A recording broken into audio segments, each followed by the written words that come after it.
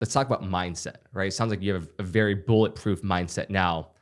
What was that like for you? Like, were there any specific moments in your life or things you learned or books you've read that kind of have shaped your mindset to this day? Because I do think that's where a lot of this stuff starts, right? A lot of men have this negative self-talk, this self-destructive mindset, and it really hinders them from taking action or really getting to their potential.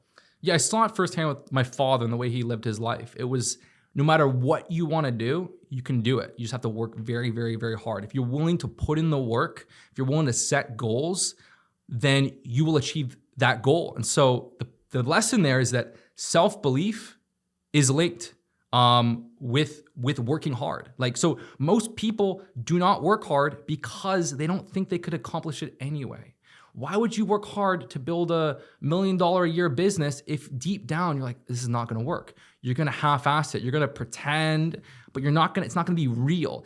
If you know deep down, if I put in the work, I'm absolutely gonna achieve this goal, then you will work like no one else and you'll follow through. And so it's important to develop that self-belief. And how you develop that self-belief is, maybe right now you can only do 10 push-ups. Now get to 15, now get to 20, now get to 10 pull-ups. Now work on these little fitness feats, progress in fitness.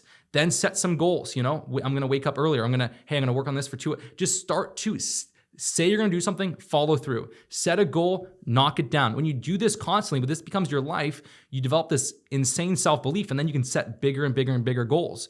I think, one of the mistakes that people make is they're not doing anything and they set some crazy goal and they don't have that self-belief, so they regress. Like, you wanna create those big, big, big goals when you have more and more self-belief.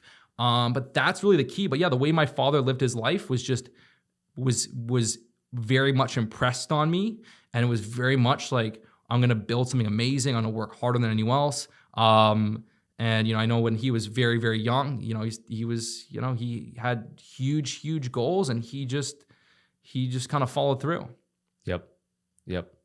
And it was always, and the main thing as well is that, like, you're always taking a responsibility. The easiest way you break a winning mindset is by taking away responsibility and be like, oh, it was this fault, or oh, the conditions weren't right, and oh, you know what, the other guy got lucky, I got unlucky, I got this and that.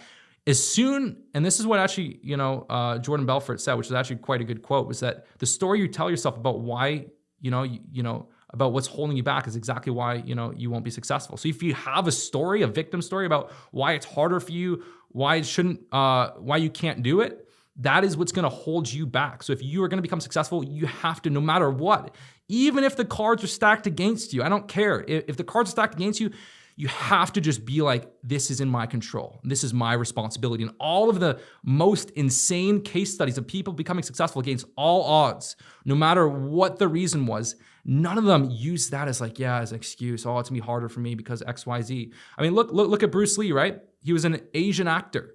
There was no leading Asian actor. There was no leading man role as an Asian actor. It was not a thing. In fact, there was massive prejudice against him because he was Asian. He got kicked off. He was very impressive that he got that role in Kato, the Green Hornet.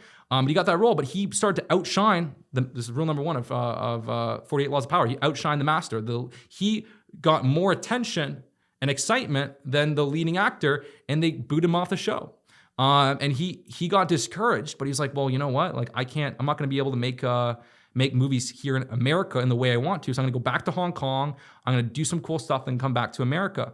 And so you cannot use any sort of disadvantage you have to just take complete responsibility. Yes, you're gonna get discouraged. Yes, things can be hard, but you have to go back to the drawing board and come up with a plan of attack and not let that hold you back. And then, like Bruce Lee with Enter the Dragon, become one of the highest grossing films at the time. And, had he not passed away, he would have had insane amounts of opportunities in America. But crazy enough, he paved the way for a lot of other actors of different backgrounds to enter the scene. And he inspired many, many different actors, and, Jackie Chan and different people like that. And even Arnold Schwarzenegger from Austria, with his accent, was very inspired by Bruce Lee. So even though he didn't achieve his goal, he paved the way for many people to come forward.